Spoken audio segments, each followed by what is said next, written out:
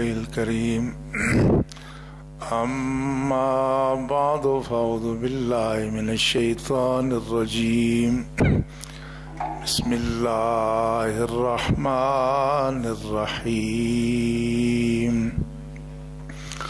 قل إن كنتم تحبون الله فاتبعوني يحببكم الله ويغفر لكم ذنوبكم والله غفور رحيم آمنت بالله صدق الله مولانا العظيم قال الله تبارك وتعالى في شأن حبيبه الكريم إن الله وملائكته يصلون على النبي يا أيها الذين آمنوا صلوا عليه وسلموا تسليما اللهم صل على سيدنا ونبينا ومولانا محمد وعلى آله وأصحابه أجمعين.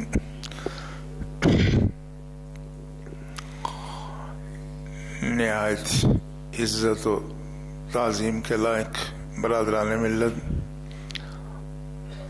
گزشتہ 2 جمعۃ المبارک کے مواقع پر ہم جس موضوع پر بات کر رہے تھے، آج اس سے تھوڑا ہٹ کر کے مگر اس سے کچھ تعلق بھی رکھتے ہوئے آگے بڑھیں گے.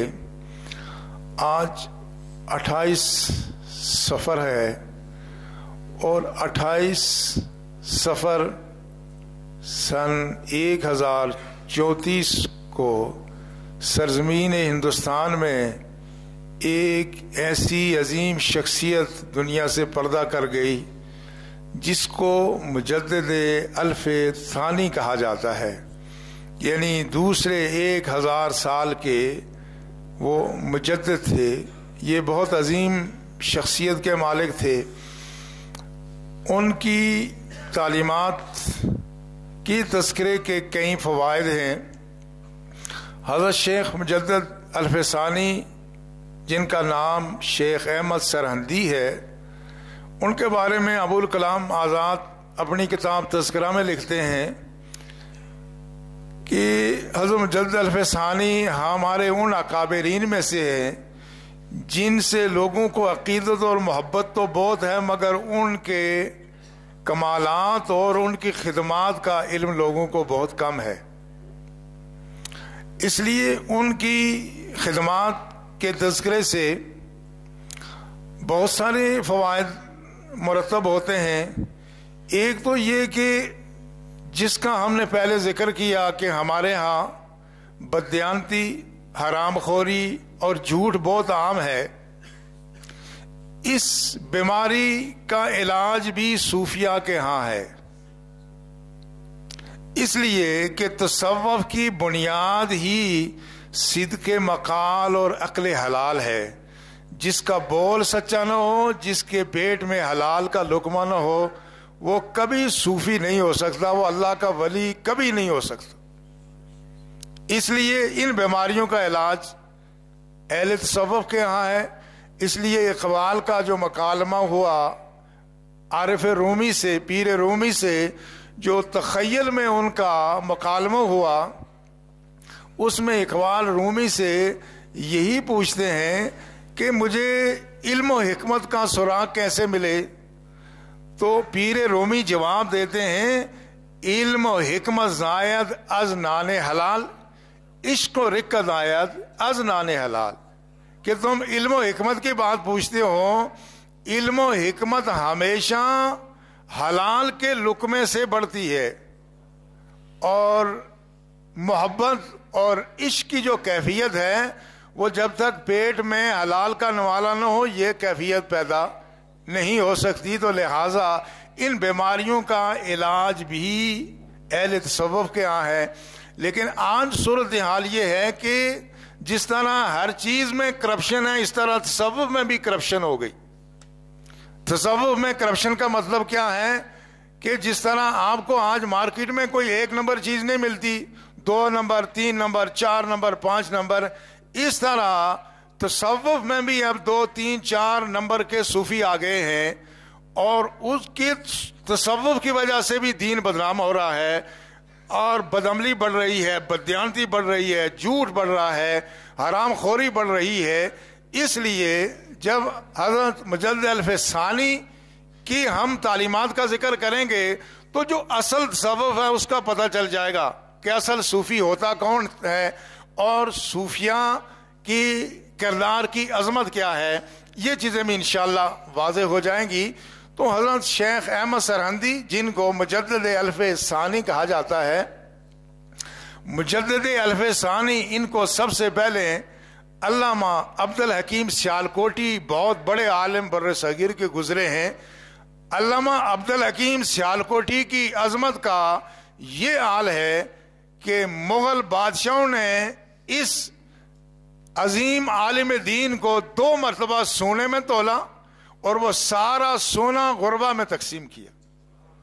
یہ مولوی ملا عبدالحکیم کہا جاتا ہے ان کو، علامہ عبدالحکیم سیالکوٹی، یہ اتنے بڑے عالم تھے کہ ان کی بادشاہ بھی اتنی قدر کرتے تھے، تو لہٰذا ان کو شیخ احمد سرہندی کو سب سے پہلے مجدد الف ثانی کا خطاب یہ علامہ عبدالحکیم سیالکوٹی نے دیا، پھر زبان زد خاص و عام یہ لقب ہو گیا۔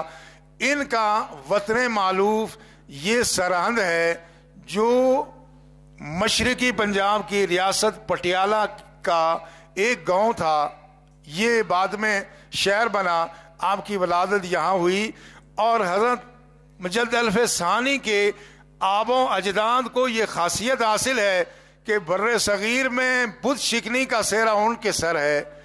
آپ نے شہاب الدین غوری کا نام سنا، سلطان شہاب الدین غوری، حضرت مجدد الف ثانی یہ انہی کی اولاد میں سے تھے جو والی کابل تھے، اور جنہوں نے ہندوستان میں حملہ کر کے یہاں بت شکنی کی اور یہاں اسلام کا پرچم بلند کیا۔ تو شیخ احمد سرہندی کو یہ اعزاز حاصل ہے۔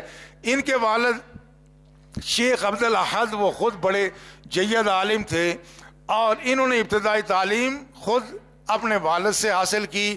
اس زمانے کے جتنے متداول علوم تھے ان سب میں کمال حاصل کیا، اور بعض کہتے ہیں کہ انہوں نے قرآن پاک بھی 17 سال کی عمر سے پہلے حفظ کر لیا تھا۔ بعض مورخین یہ لکھتے ہیں کہ قرآن کچھ انہوں نے وہاں حفظ کیا، پھر جب جہانگیر نے ان کے گوالیار کے قلعے میں ان کو قید کیا، نظر بند کیا، باقی قرآن انہوں نے وہاں حفظ کیا۔ لیکن بہرحال جیسے بھی ہو، ان کا سن ولادت یہ 971 ہجری ہے۔ یہ وہ زمانہ ہے کہ آپ کی ولادت سے کچھ عرصہ پہلے 963 ہجری میں بر صغیر میں اکبر کی حکومت قائم ہو گئی تھی۔ اکبر، جس کو جلال الدین اکبر کہا جاتا ہے، جس کی بر صغیر میں نصف صدی 51 سال حکومت رہی ہے۔ یہ اپنے دور کا بڑا عظیم بادشاہ مانا جاتا ہے۔ مغربی مورخین نے اس کو اور زیادہ چڑھایا ہے، اس لیے کہ یہ بعد میں لادین ہو گیا تھا۔ تو اس کی ایک طرف یہ 963 ہجری میں یہ بر صغیر کا حکمران بنا، اور 3-4 سال تک یہ یوں ہی عیاشیوں میں لگا رہا، اور 967 میں اس نے باقاعدہ اعلان حکومت سنبھال کے اپنے معاملات کو یکسو کرنا شروع کر دیا۔ یہ اس کا جو دور ہے 963 سے 983 کا، یہ 20 سال کا دور، یہ اکبر جس نے بعد میں دین الہی ایجاد کیا، یہ دور اس کا یہ مذہب کی طرف رجحان کا دور تھا۔ اس میں اگرچہ یہ اباحت پسند تھا، اپنی مرضی کا مالک تھا، پڑھائی میں دلچسپی نہ تھی، اور ملا عبد القادر بدایونی نے اس کو کچھ پڑھانا چاہا، مگر اس کا پڑھائی میں دل نہیں لگتا، جس طرح ہمارے بھی بعض بچے ہوتے ہیں ان کا پڑھائی میں دل نہیں لگتا، وہ کسی اور کام میں ان کی دلچسپی ہوتی ہے، اس کا دل نہیں لگتا تھا۔ لیکن اس زمانے میں یہ مذہب سے بیزار نہ تھا۔ اسی دور میں اس نے راجہ مان سنگھ جو ایک راجپوت راجہ تھا، اس کی بہن رانی جودھا سے شادی کی، مگر اب آزمائش یہ تھی کہ اس کی کوئی نرین اولاد زندہ نہیں رہتی تھی۔ جو بچہ پیدا ہوتا وہی مر جاتا، جو پیدا ہوتا وہی مر جاتا۔ ایک دن اس نے کسی سے کہا کہ مجھے بر صغیر کے لیے اپنا جانشین چاہیے، مگر میرا بچہ کوئی زندہ نہیں رہتا۔ کسی نے کہا فتح پور سیکری میں ایک بزرگ ہیں شیخ سلیم، ان کے پاس جاؤ، وہ اللہ کے بڑے مقرر بندے ہیں، ان سے دعا کراؤ، شاید اللہ تمہیں اپنے تخت کا کوئی وارث عطا کر دے۔ یہ وہاں گیا، انہوں نے فرمایا ہم دعا کریں گے، اللہ تمہیں بچہ اپنے فضل سے عنایت کرے گا، مگر بہتر یہ ہے کہ تم اجمیر میں چلے جاؤ، حضرت خواجہ معین الدین چشتی اجمیری کے مزار پر حاضری دے کے آ جاؤ۔ آج بعض دفعہ لوگ یہ سمجھتے ہیں، لوگ کہتے ہیں مزارات کاملین کے مزارات مراد ہیں، لوگ جاتے ہیں وہاں کیا ہے، وہ تو مر گئے ہیں۔ اب کوئی پوچھے شیخ سلیم سے، شیخ سلیم زندہ ہیں، مگر وہ شخص جس کا وصال ہو گیا وہ کہتے ہیں اس کے مزار پہ چلے جاؤ، وہاں جا کر کے حاضری دو، اللہ سے دعا کرو، اللہ تمہیں بیٹا عنایت فرمائے گا۔ تو جہانگیر کہتا ہے تو اس کے جہانگیری میں کہ میرے والد میری خاطر آگرہ سے 120 کوس 120 میل پیدل چل کر کے اجمیر میں حضرت خواجہ معین الدین چشتی اجمیری کے مزار پر حاضر ہوئے۔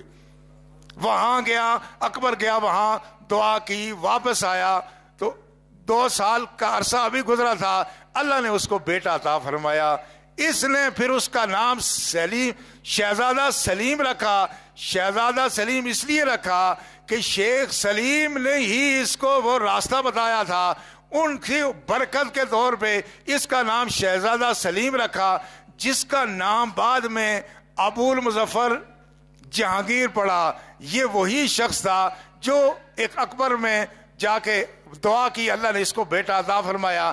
لیکن یہ جو 983 تک کا اس کا دور ہے، اس میں یہ مذہب سے منحرف نہیں تھا۔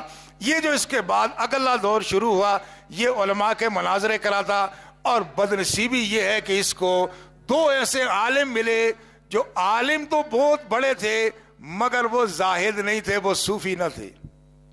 عالم اگر علم سے اس کا سینہ اگر آباد ہو مگر اس کے دل میں خشیت الہی نہیں ہو، اس کا یہ علم فتنہ بن جاتا ہے۔ اس لیے یہ جو 2 علماء تھے، ابو الفضل اور ابو فیضی، یہ فیضی اتنا بڑا عالم تھا اور اس کے اتنا زبان پر اتنا اس سے قدرت حاصل تھی، اس نے سواطع الالہام کے نام سے ایک قرآن پاک کی تفسیر لکھی جس میں کوئی نقطہ ایک بھی نہیں ہے، پوری تفسیر۔ اتنا اس کا علم تھا، لیکن یہ بادشاہوں کا خوش آمدی اور یہ علماء سو میں تھا، لہذا اس نے اس مرحلے پر اکبر کو، جس طرح اکبر کی منشا ہوتی تھی، آج بھی ہمارے بادشاہ حکمران بعض دفعہ ایسے علماء کو ساتھ رکھتے ہیں جو ان کی مرضی کے مطابق دین بیان کرتے ہیں۔ اس کی بدنصیبی یہ تھی کہ اس کو یہ 2 اشخاص ایسے ملے، ان کا والد مبارک ناگپوری وہ بھی بڑا عالم تھا، کہا جاتا ہے اس نے 500 جلدوں پر مشتمل تصنیفات کی ہیں، مگر تھا پیٹ کا غلام۔ انہوں نے اکبر کو اس کی مرضی کے مطابق دین پڑھانا شروع کر دیا، اور نتیجہ یہ ہوا کہ اکبر آہستہ آہستہ ملحد ہوتا گیا، آہستہ آہستہ وہ دین سے پھرتا گیا۔ اور اس میں فیضی نے ایک دفعہ لا کے اس کو عربی میں کچھ لکھ کے دیا اور کہا یہ اللہ کی طرف سے وحی نازل ہوئی ہے۔ اور اکبر کا کہنا یہ تھا کہ چونکہ گائے ذبح کرنے سے ہندو کی دل شکنی ہوتی ہے، ہم گائے کو ذبح نہیں کریں گے، اسی کی بنیاد پہ اس نے دین الہی ایجاد کیا۔ تو وہ عربی کے جملے کیا تھے؟ عربی کے جملے یہ تھے، یا ایھا البشر لا تذبح البقر فإن ماوا کالسکر، یعنی وہ قرآن کی نقل کر کے کہا گیا اے لوگوں گائے ذبح نہ کرو، جو گائے ذبح کرے گا اس کا ٹھکانہ جہنم ہوگا۔ یہ اکبر کو اس نے لا کے کہا کہ یہ ہم پر الہام ہوا ہے، یہ آیات نازل ہوئی ہیں، معاذ اللہ ثم معاذ اللہ۔ اس طرح اکبر دین سے منحرف ہوتا گیا، کرتے کرتے یہ 990 کی بات ہے کہ باقاعدہ اس نے دین الہی ایجاد کر دیا اور کلمہ تبدیل کر دیا۔ بر صغیر کی تاریخ میں 2 ادوار بہت برے آئے ہیں، ایک تو موجودہ مودی کا دور ہے، یہ مودی کا دور بھی بر صغیر میں اسلام کے لیے تباہ کن دور ہے. اس سے پہلے اکبر کا دور تباہ کن دور تھا. 990 کے قریب بعض کی رائے یہ ہے کہ 982 میں اس نے دین الہی جاری کیا. دین الہی کا مطلب یہ تھا کہ کوئی آدمی اب کلمہ لا الہ الا اللہ محمد رسول اللہ مسلمان نہیں پڑھے گا، بلکہ کیا کہے گا؟ لا الہ الا اللہ اکبر خلیفۃ اللہ. اس کے بعد گائے کی پرست شروع ہو گئی، گائے کی گوبر کی پرست شروع ہوئی، سورج چاند کی پرست شروع ہو گئی، مظاہر فطرت کی پرست شروع ہو گئی. یہ ہندوستان کا ایسا مطلق اعلان حکمران تھا، کوئی اس کے خلاف بات کرنے کی جرت نہ کرتا تھا. دوسری طرف وہ فیضی کی کماش کے جو علماء سو تھے ان کو موقع مل گیا، انہوں نے باقاعدہ طور پر اپنے لیے ایک ایسا تصوف ایجاد کیا جس میں خدا پرستی نہیں تھی بلکہ شخصیت پرستی تھی. اپنے آپ کو سیدھا کرانا شروع کر دیا انہوں نے. یہ ایسی آپ اندازہ کریں کہ ایک طرف حکمران اتنا گمراہ ہے کہ وہ کلمہ تبدیل کر گیا ہے، دوسری طرف علماء اور صوفیاء میں سے ایک گروہ ایسا نکلا کہ انہوں نے دین حق کی اشاعت کے بجائے لوگوں کو اپنے سامنے جھکانا اور سجدہ تعظیمی شروع کر دیا.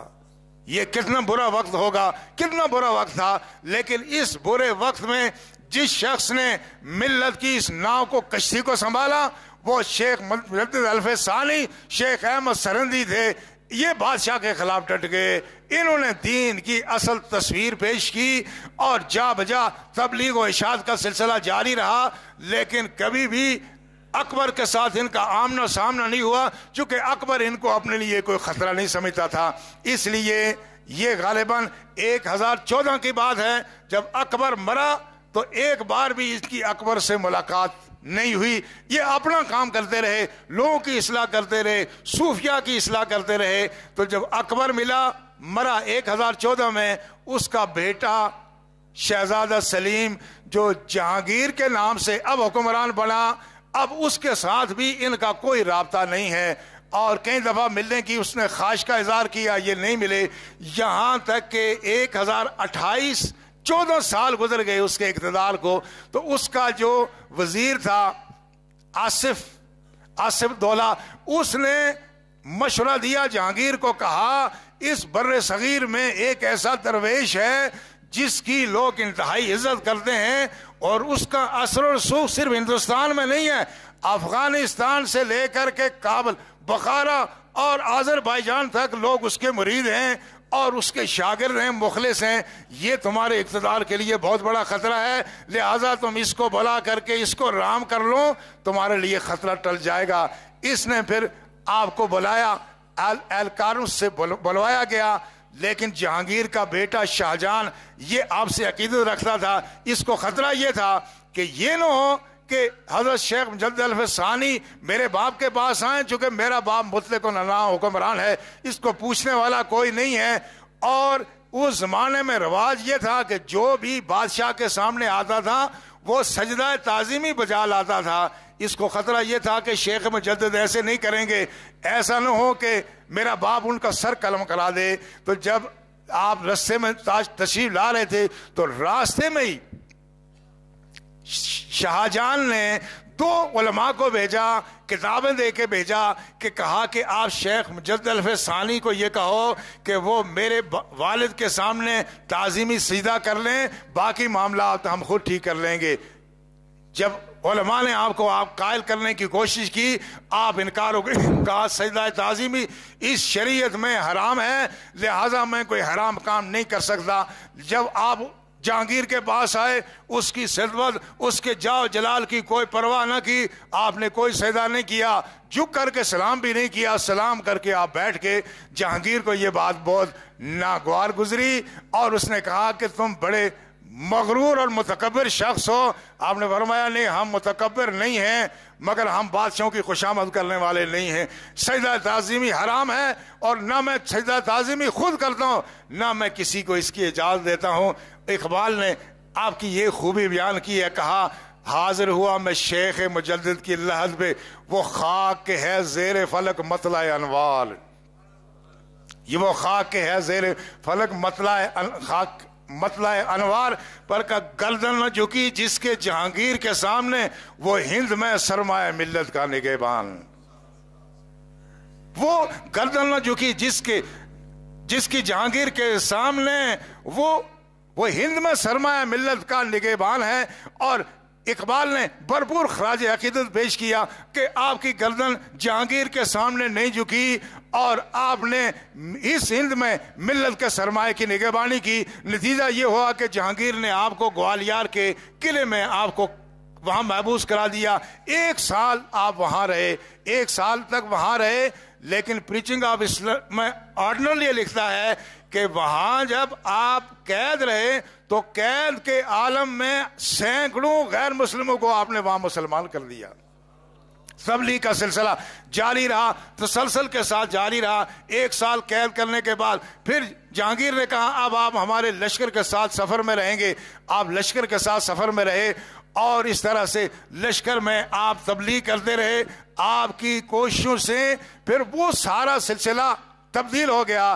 چونکہ جہانگیر کے دور میں صوفیاء نے ایک اور ایسا, جو پیٹ کے پجاری صوفی تھے, انہوں نے ایک اور نظریہ جو وحدت الوجود کا تھا, یہ نظریہ بڑا پاک صاف تھا, بڑا عمدہ تھا, لیکن اس کو تبدیل کر کے پیش کیا.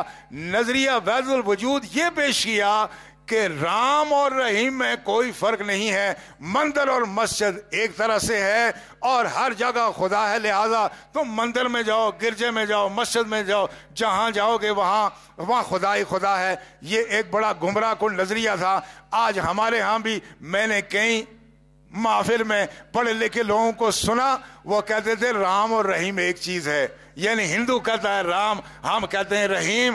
آپ نے اس کی تردید کی, آپ نے فرمایا نہیں, رام وہ ہے جو سیتا کا شوہر ہے, وہ کسی کا باپ ہے, کسی کا بیٹا ہے, اور خدا تو ماں باپ اور اولاد سے بے نیاز ہے. لہذا رام اور رحیم ایک نہیں ہو سکتے, خالق اور مخلوق ایک نہیں ہو سکتے. آج کوئی دانشور یہ کہے کہ رام اور رحیم ایک ہے, نام کا فرق ہے, وہ گمراہ ہے, ملد ہے, وہ دین کی بنیاد سے نا واقف ہے. رام اور کرشن انسان تھے اور ہمارا رب انسانوں کا خالق ہے, یہ ایک طرح سے نہیں ہو سکتے. آپ نے اس عقیدے کی بھی اصلاح فرمائی اور آپ نے وحدت الوجود کی تشریح فرمائی.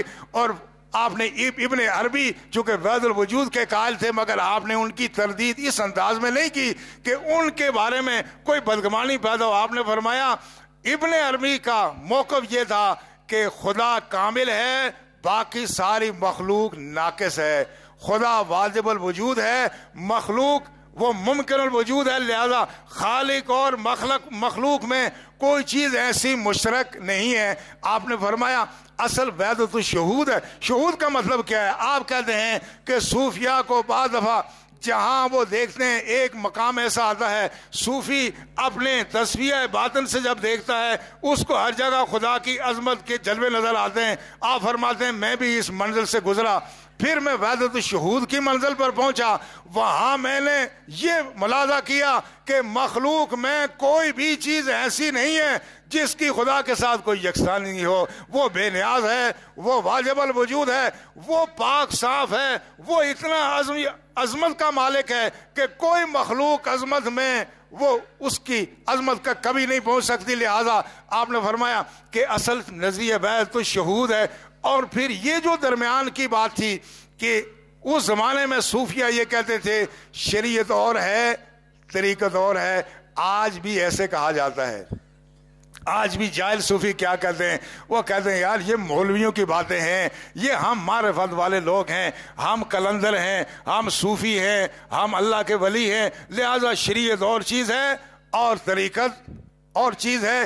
اس کی تردید آپ نے فرمائی اور حضرت جد الفسان نے فرمایا شریعت را سے جز است. فرمایا شریعت میں 3 چیزیں ہیں, علم, عمل و احسان, تا ہر شے متحقق نہ شود شریعت متحقق نہ شود. فرمایا شریعت کے 3 اجزاء ہیں. سب سے پہلے علم ہے, علم شریعت ہے, اس کے بعد اس کے مطابق عمل ہے, اور تیسرا شریعت کا جز وہ اخلاص ہے.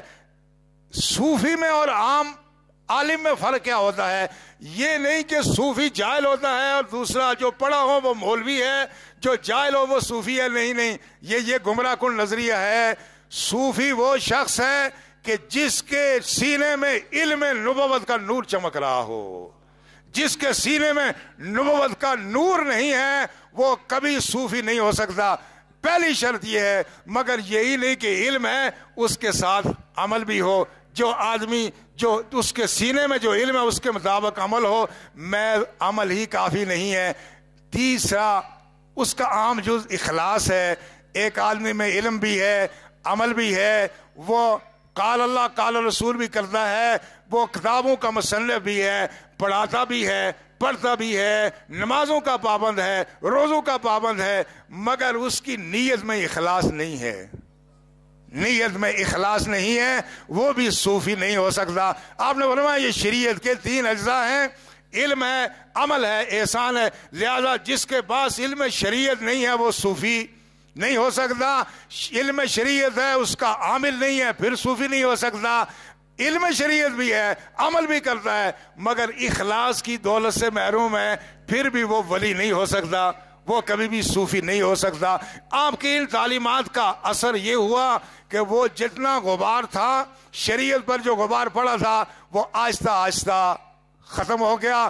اور پھر جہانگیر نے باقاعدہ اپنے قلعے میں اس نے وہاں گائے کو بھی ذبح کرایا، اور پھر اپنے دربار میں علماء کی ایک باقاعدہ جماعت کو بھی دعوت دی کہ آپ آ کے میری رہنمائی کریں. جب آپ کو پتہ چلا تو آپ نے خط لکھا علماء کے نام، کہا جہانگیر کے پاس مشورے کے لیے وہی عالم جائے جو بادشاہوں کا خوش آمدی اور اپنے شکم کا غلام نہ ہو بلکہ سچی بات کہنا جانتا ہو. ایسا عالم جائے تاکہ اس کی اصلاح کر سکے. لہذا نتیجہ کیا ہوا کہ پھر اصلاح ہوتی گئی. آج جو دین ہمیں صحیح صورت میں ہمارے پاس موجود ہے، جو بدعت سے، شرک سے، بت پرستی سے، انا پرستی سے، ذاتی اغراض سے، ریاکاری سے، پاکیزہ تصوف حضرت شیخ احمد سرہندی، حضرت مجدد الف ثانی نے پیش کیا. لہذا وہ ہند میں سرمایہ ملت کے نگہبان تھے، آج ان کی وجہ سے یہ دین قائم ہے. لہذا آج بھی ہم اسی کی طرف ہمیں رجوع کرنے کی ضرورت ہے.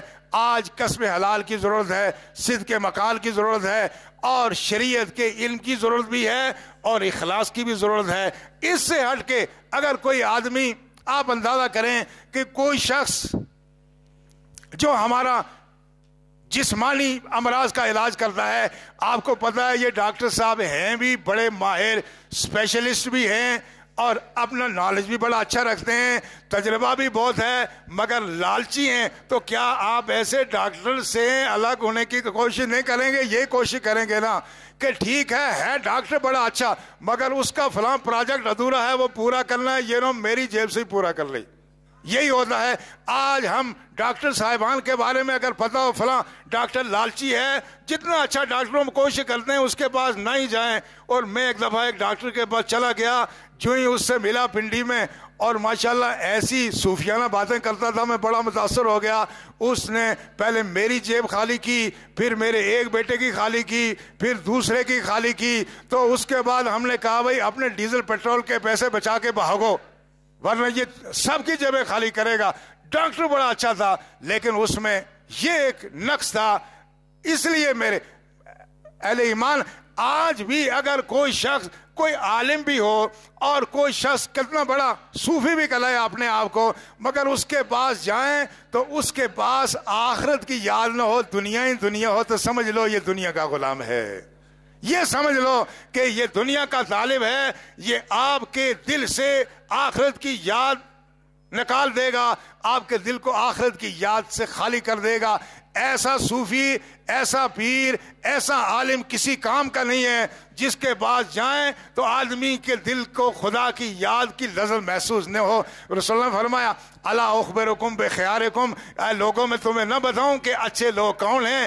صحابہ نے کہا یا رسول اللہ بتائیں. فرمایا وہ شخص ہے اذا رؤوا ذکر اللہ، جب وہ نظر آئے تو خدا یاد آ جائے. آپ نے فرمایا ان من الناس مفاتیح لذکر اللہ، لوگوں میں ایسے لوگ ہیں جو ذکر کی کنجی ہیں، جو ذکر کی کنجی ہیں۔ صحابہ نے عرض کیا یا رسول اللہ وہ کون ہے؟ فرمایا وہ لوگ ہیں جن کے پاس جاؤ تو ان کو دیکھنے سے خدا یاد آ جائے، جس کی محفل میں بیٹھے تو خدا کی یاد ہو، جس کی زبان سے دنیا نہ ہو آخرت ہو، جس کی زبان سے دین ہو آخرت کی فکر ہو، ایسا شخص صوفی ہو سکتا ہے۔ اس لیے صوفیاء نے کہا ہے اذا رأیتم الرجل اوتی زہدا فی الدنیا ومنطقا فی الآخرہ فاقتربوا منہ فہو یلقن الحکمہ۔ صوفیاء نے کہا دیکھو اگر تمہیں ایسا کوئی شخص مل جائے جس کا دل دنیا کی محبت سے خالی ہو، جس کی زبان پر آخرت کے تذکرے ہوں، تو اس کے قریب چلے جایا کرو، چونکہ وہ تمہیں کوئی دانائی کی بات بتا دے گا، وہ تمہیں کوئی کام کی بات بتا دے گا۔ لہذا حضرت جلد الف ثانی کا جو عظیم کارنامہ تھا، آپ نے سبب کی اصلاح کی، بادشاہوں کی اصلاح کی، صوفیاء کی اصلاح کی، اور شرک و بدعات سے آپ نے زمانے کو خالی کیا، اور آپ نے اتباع رسول کی اہمیت اجاگر کی کہ اتباع رسول کیسے ہے۔ آپ اپنے ایک خط میں لکھتے ہیں، چونکہ آپ کے مکاتیب بھی مشہور ہیں، 3 جلدوں میں، ایک جگہ آپ نے لکھا کہ ایک شخص اگر 1000 سال کی عبادت کرے، ریاضت کرے، چلے کرے، مگر اس کے دل میں نبی کی اتباع کا نور موجود نہ ہو، وہ یہ نہ سمجھے کہ میں نبی کی اتباع میں کر رہا ہوں، وہ سمجھے یہ میں زہد اور تقوی اختیار کر رہا ہوں۔ فرمایا اس شخص کے اس 1000 سال کے زہد سے، تقوی اور چلے سے وہ شخص بہتر ہے جو دن کو سوتا ہے، حالانکہ سونا غفلت ہے، یہ تعلیل ہے، لیکن فرمایا جو شخص نبی کی سنت سمجھ کر کے دن کے وقت سو جاتا ہے، اس کا سونا اس کے چلوں سے زیادہ افضل ہے، کیونکہ اس کے دل میں نبی کی محبت موجود ہے۔ لہٰذا یہ وہ بنیاد ہے جو آپ نے ہمیں عطا فرمائی۔ اللہ ہمیں توفیق عطا فرمائے کہ ہم زندگی کے ہر قدم رکھنے سے پہلے یہ دیکھیں کہ یہ عمل ہمارے نبی صلی اللہ علیہ وسلم نے کیسا کیا، ہماری عبادتوں میں، ہماری ریاستوں میں، ہمارے صدقات و خیرات میں، ہمارے گھر کی زندگی میں، دفتر کی زندگی میں، کاروبار میں، دوستوں میں، دشمنوں میں، ہمیں یہ ہمارے ذہن میں رہے کہ یہ کام